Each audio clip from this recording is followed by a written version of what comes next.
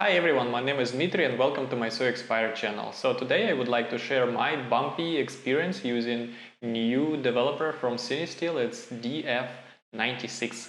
Let's get to it. Earlier this year, Cinestill contacted me and asked if I would like to receive a bottle of developer to give it a try, and I was sure, and they sent it over to my place and I shot 5 rolls of film and developed with Cinestill monobath. And back then there was like little to no instructions how you should develop your film with that developer, except the instruction you can basically find on the bottle itself. And that instruction is not very precise. And out of 5 rolls, I think I made 4 mistakes. And this video is my attempt to share my experience, like how you can mess up using this developer and what results you can get even if you messed up the development process. So basically the instruction says that you can use the very same time for any film stock ever. That was the original communication and I couldn't really find anything else back then. So right now we have this film chart on the Cinestill website that suggests that actually for some stocks you should double the development time and for some stocks even triple the development time. So I didn't know that back then, and as you can guess, I got really unlucky because I picked like a wrong stocks of film, like actually the film I should be developing longer, and I developed them those rolls like a normal regular time.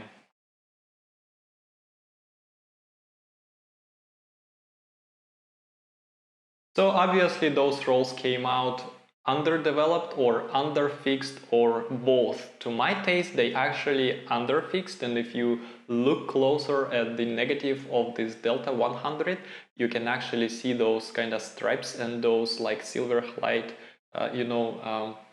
bits on the film that you should not see on a clear negative whatsoever, but that is pretty easy to fix. I can just refix those negatives and they should be fine again. So basically I underdeveloped T-Max 100 and Delta 100. I should have been developing them twice as long, but I did like the normal processing. That was mistake number 1. Mistake number 2 was that I tried to push HP5 plus 2 stops, whereas right now, nowadays, on their website, there is no suggestion whatsoever so that you actually can push any stock 2 stops with that developer.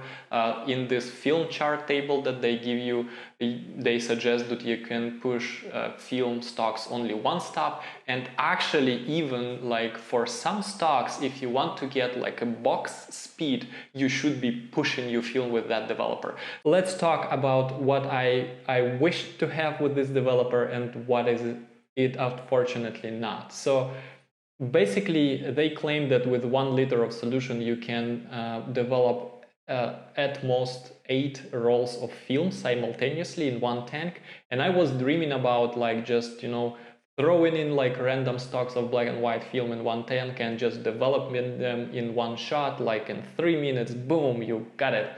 That's unfortunately not true. That's like not completely true. You can do this, yes, but for that you should be preparing and actually picking your stocks correctly. And it can work if you, for example, mix T-Max and Delta, I think, though I haven't tried yet, so don't buy my word. But it won't work if you, for example, choose something like Fuji Acros and then put some Delta 100 into the mix and maybe like T-Max 400 and then HP5 on top, and then maybe a roll of burger film. That does not work. That wouldn't work.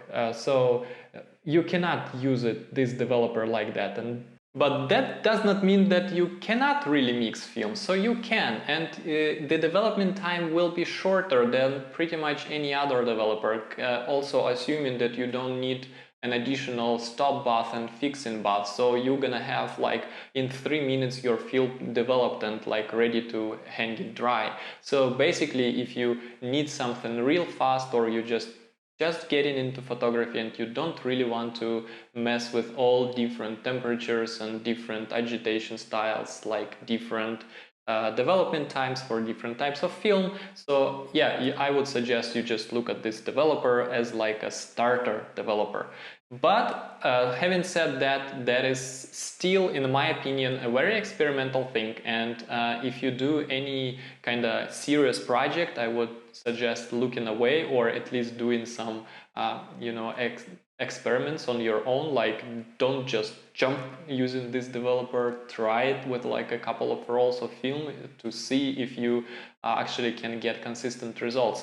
And speaking of consistent results, so they suggest that after every batch of film you develop, you should prolong development time, because you kind of have like partially exhausted solution, which totally makes sense. But in my understanding, whenever you actually should prolong development times, mean that you cannot really get consistent results basically from your tries, right? So, and this is actually the reason why some film shooters do not reuse even the color chemistry. They basically always mix new solution and they use it as like one shot.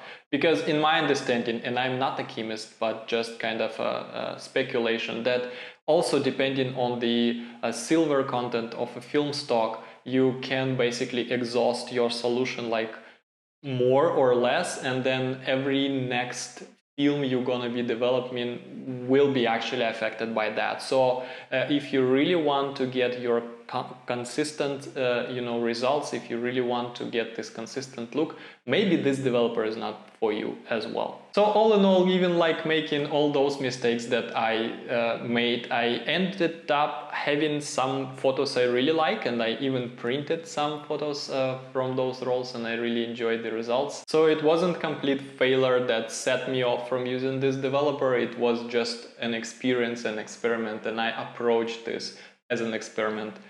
And with that, I would like to thank Cinestill again for sending this developer my way. I would like to thank you for watching this video. I hope you like it. See you soon. Bye.